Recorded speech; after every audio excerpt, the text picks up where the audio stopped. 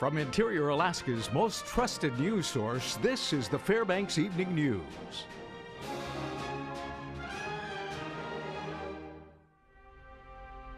Good evening and thank you for joining us. Our top story, more delays for the Fairbanks tutor accused of sexually abusing 2 minor victims. Now this is the second delay for 34-year-old Claude Folks, who has a total of 10 felony charges in 2 separate cases. Today, Folks appeared in Fairbanks Superior Court. His lawyer telephonically announced he received thousands of pages of evidence, including 30 hours of audio. The legal proceedings stem from the first alleged victim coming forward, a 15-year-old male Hutchinson High School student. The court documents allege Folks sexually abused the boy from January to March of 2014 on school grounds. A second victim came forward in June of this year. However, little information is known about the circumstances in that case. Folks has voiced his concerns over his representation in both cases. I know everything is a lie. I can prove everything is a lie. And in the first case, just stay tuned. Justice has not been served for me. And day by day, I'm learning more that the system is just, it isn't right. It is not right. I am a law-abiding citizen. I've never been in trouble with the law before. So, I mean, in major trouble with the law before. So why am I even in this position? Why would someone do something this malicious to me? A district court judge heard oral arguments this morning for the father of Nathaniel Kangas, the man who allegedly shot and killed 2 Alaska State Troopers. 59-year-old Arvin Kangas and his lawyer are seeking to move the trial for his misdemeanor charges from Nenana to Fort Yukon. Defense lawyer Jim Cannon said today that one major reason to move the trial was race. Cannon argued the jury pool in Nenana would not be fair and reasonable due to the native population difference in the 2 areas. However, the prosecution disagreed. Office of Special Prosecutions lawyer Greg Olson, who is trying both of his cases, said Nenana and Tanana are both in the same election district and much more similar than Fort Yukon. That's the same. Judge, ignore that. Take it away from the community where the crime occurred and put it in a totally different community. Because we're going to ignore the fact that we have a procedure here to question jurors to see if they can be fair and unbiased, as opposed to, that's the presumption they're making, is that everybody in Tanana is going to be biased. They could never sit on this jury. Now, the judge ultimately decided to issue a written decision to both sides and made no ruling this morning. He said he wanted to make sure to review all the facts before deciding on whether or not the trial should be moved. After reportedly beating a man so badly he will most likely lose his eye, one Fort Yukon man is in jail at Fairbanks Correctional Center charged with felony assault. 31-year-old Lloyd Luke is charged with second-degree assault, first-degree burglary, and resisting arrest in connection to the brutal October 4th beating. An affidavit states that Luke entered into a residence uninvited and unprovoked. Now, witnesses said he then began beating on the victim until his eye was completely swollen shut. Luke is being charged with assault using a deadly weapon, which authorities say was his own fist. Luke was arraigned Monday in Fairbanks District Court. A sign advertising naked women on the property of a strip club prompted locals to speak out against the business to members of the Fairbanks City Council.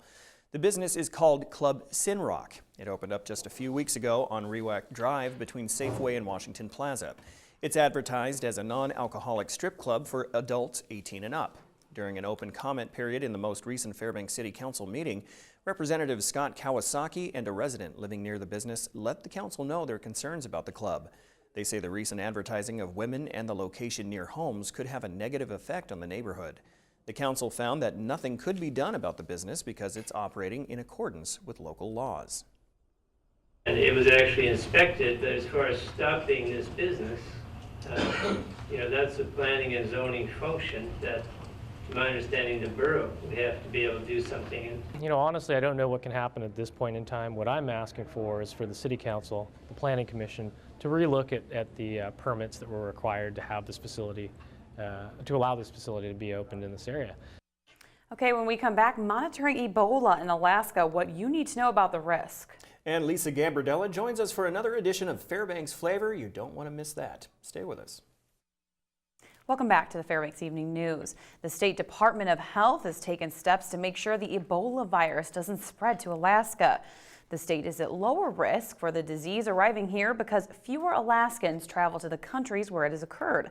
The State Division of Epidemiology says entry points into the state are being monitored and people checked if they have symptoms like fever, vomiting, or diarrhea. Health Department officials are also working with medical professionals to make sure an outbreak does not occur. The U.S. Centers for Disease Control recommends not visiting countries where outbreaks are in progress. Even though the risk is lower proportionately than in Alaska, it's a real risk, and so we're doing a lot at the state level and working with any and all partners we can to make sure that we're prepared in Alaska. Fairbanks firefighters opened their hearts today and changed the lives of 100 local kids. Tara Knight was there for Operation Warm as firefighters handed out brand new winter coats to some very grateful elementary students. It's dark pink and my favorite color is pink. From bright pink cozy coats to green, blue, and purple, 6-year-old Tahari is just one of 100 Hunter Elementary students that couldn't stop smiling when Fairbanks firefighters showed up at their school to hand out and personally fit each child in their brand new winter coat. We're good? Like that one? The biggest thing is we want the kids to feel valued. I mean, that's really what the coat is, a symbol of value. Fairbanks firefighter Nick Clark says Operation Warm is so much more than just a coat. You know, they might be underprivileged and they don't have access to something as simple as a warm coat. And for us to be here and to interact with them and with firefighters and to be able to do that with them, it's pretty special. And once every child hand-picked their favorite color coat, local firefighters helped write their name inside on a tag that reads "Made just for you," leaving 100 kids with a smile. Reporting from Hunter Elementary, I'm Tara Knight. Tomorrow night and Saturday night, the gymnasium floors of Boileau Hall at Monroe Catholic School will be filled with an array of items donated by local residents. The 45th annual High Pow auction will take place with the doors opening at 5 p.m. for the GCI Family Night. Now, this will allow families to browse among the vast rows of items ranging from paintings to toys to electrical devices and furniture and even brand new automobiles. Saturday night during the FMH Black Tie Dinner, hundreds of items will be on display once again as the auction continues. High Pow, or Happiness is Paying Our Way, has a long history and is the main fundraiser for Monroe schools.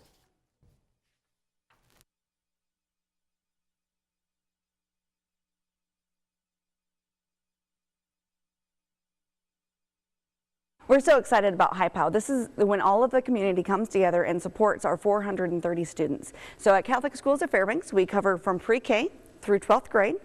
And we've got our tuition actually doesn't cover the cost of our students being here. So this is when all of the local businesses in town and all these incredible volunteers and item donors and then people who come and buy things at our auctions, they come and all that money comes back into our school and we get to support these students. And now it's time once again to join Lisa Gambardella in another edition of Fairbanks Flavor. What's on the menu? Chicken risotto with portobello mushrooms. Jono! Buonasera. Welcome to Gambardella's Pastabella. I'm Lisa Gambardella at Gambardella's Pastabella downtown. And Gary Malone, what are we making today? Today we're making chicken risotto. Ooh, that looks good. With portobello mushrooms. I got some caramelized onions cooking there. Nice. How long has it been cooking for? 20 minutes. Wow. Okay, I'm going to add this nice little pearl rice in there. You ready? Excellent. Woo! Nice. There we go. Add some chicken stock. We don't want it to dry out. You constantly want to keep it moist and liquidy. Look at that go. All right, wow, Gary. that smells dynamite, that garlic. Wow. Shake it up, Gary. Come on, get it going. Nice. Shake it up, baby. All right, how long does that need to cook for? 20 minutes. Oh, let's switch. All right, switch it up, fast forward. Woo! We got some delicious risotto right here. And I've got some portobello mushrooms. Wow, that smells dynamite. Like it always does in Gambardella's every day. All right, let's get this on a plate. Here you go. Excellent. Very nice. One more scoop of that. Dynamite. All right, let's top it with this baby right here. Wow, does that look great? Okay, give me a spoon, Malone. There you go. All right. Wow, does that smell good? Woo! Make it at home or come to Gambardella's and we'll make it for you. Get your fat tire on tap right there. Some nice, beautiful grated cheese. Very nice. Hey, get your beer. Dynamite. Salute. See our recipes at webcenter11.com. Brought to you by Gambardella's Pastabella. That looked delicious. Samples, people. She does so good. She even had the fire going. I know, that was fantastic. Wow. Little pyrotechnics involved. I'm starving. Yeah, I am too. Oh, man. Okay. Coming up with Joe Cook, high school football segment where you'll hear from all 3 interior playoff teams before their big games this Saturday. Don't forget the Ice Dogs will be at the Dipper this weekend. Joe Cook brings it all down. Next.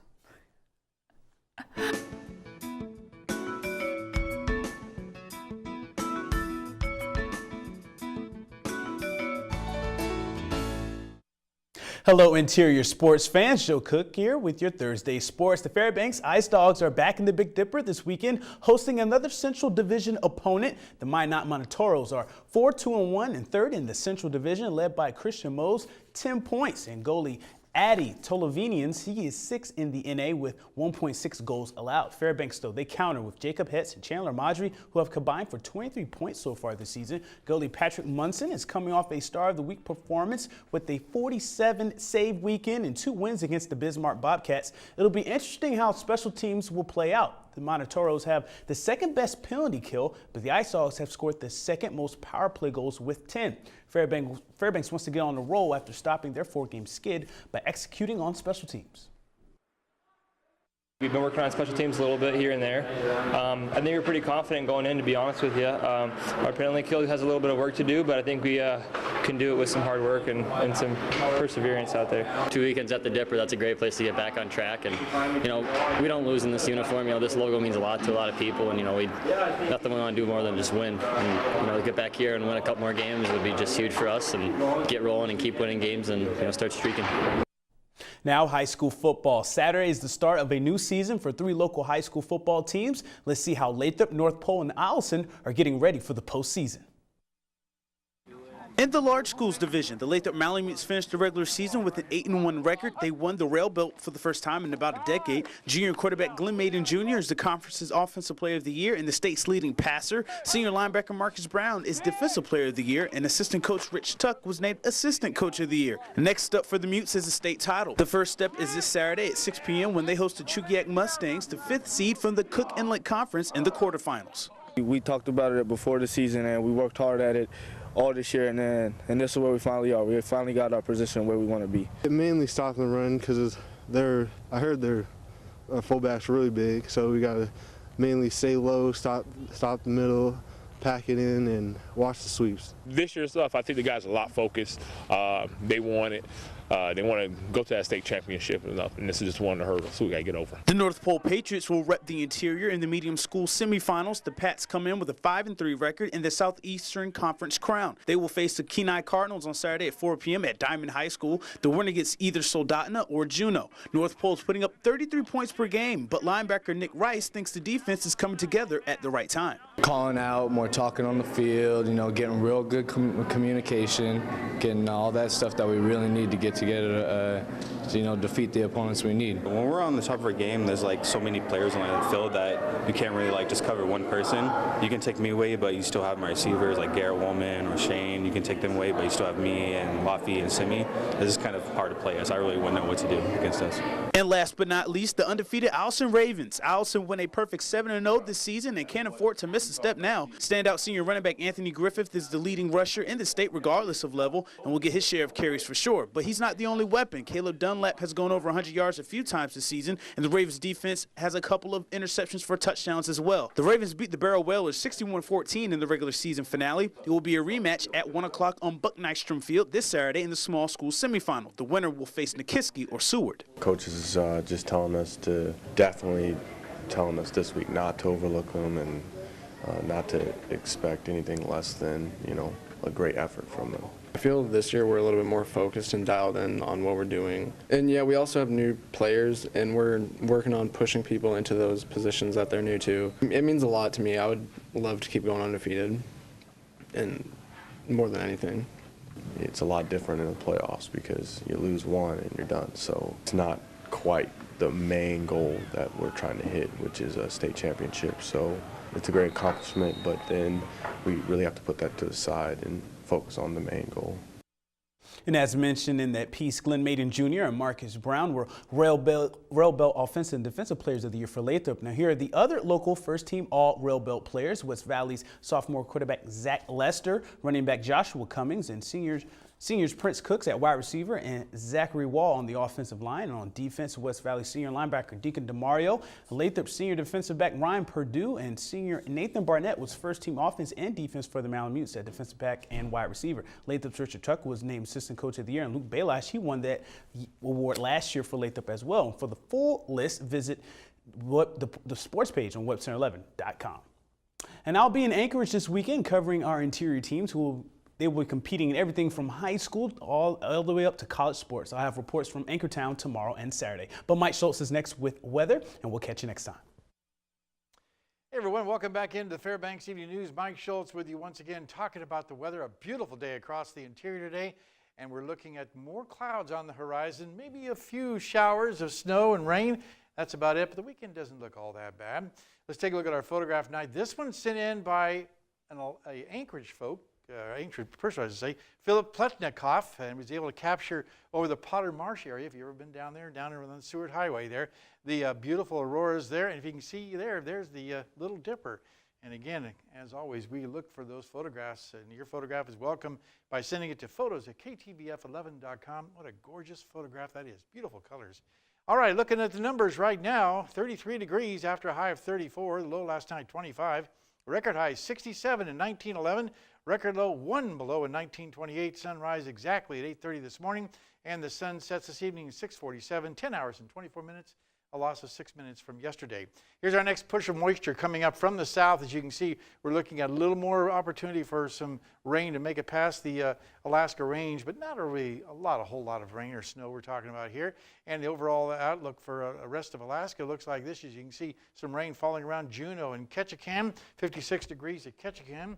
Elsewhere, it looks like a little rain falling in the Anchorage area, 39 degrees there, Kodiak at 43. Up and down the west coast, fairly nice weather, little partly cloudy skies around Nome, 31 degrees and 25 at Barrow. Lower 48 weather, looking at this over the Pacific Northwest, cooling down with some showers around the Seattle area, thunderstorms rumbling across the Texas arena, and Denver looking at 61 degrees, only 54 at Minneapolis. Chicago checking in with 62.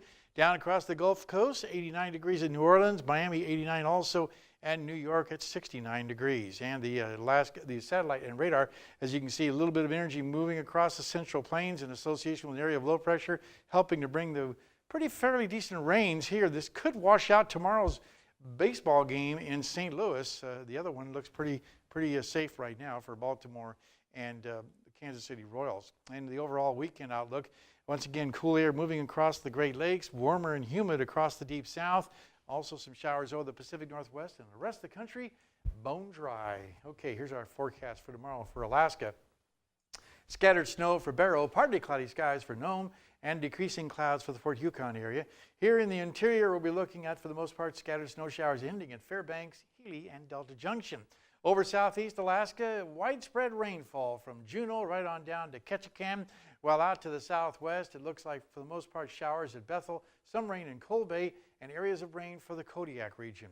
And around the Anchorage Bowl, look like a mixture of rain and snow possible for Valdez and Homer, with just a chance of rain in the Anchorage area. Once again, time for our kids' weather. This week, talking with the kids from Chinook Charter School. But tonight, let's hear from the teacher.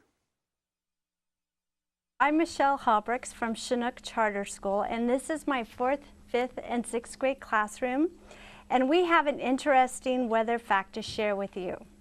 Class, did you know the largest snowflake ever measured were in 1887 in Montana?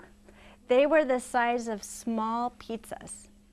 Wow, that's so interesting. Those are big snowflakes. And again, as always, thanks to Mount McKinley Bank. Tomorrow night, or actually next week, I should say, we'll be visiting with the kids from Crawford Elementary School. Okay, it's Thursday night, which means it's time for our road conditions. And on the Dalton Elliott Highway, some blowing snow. Watch for patchy ice fog. Over to the middle section, Steve Richardson Highway, gusty winds at times. A little snow is possible. And again, some icy spots, so keep that in mind.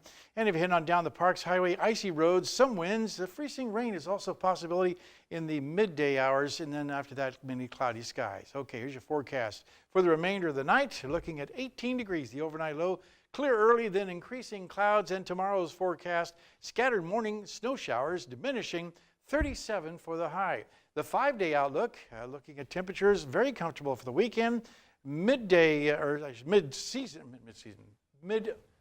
period there. Again, temperatures starting to cool down in the mid-30s, and overnight lows will also be cooling down to around 20 degrees by Tuesday night.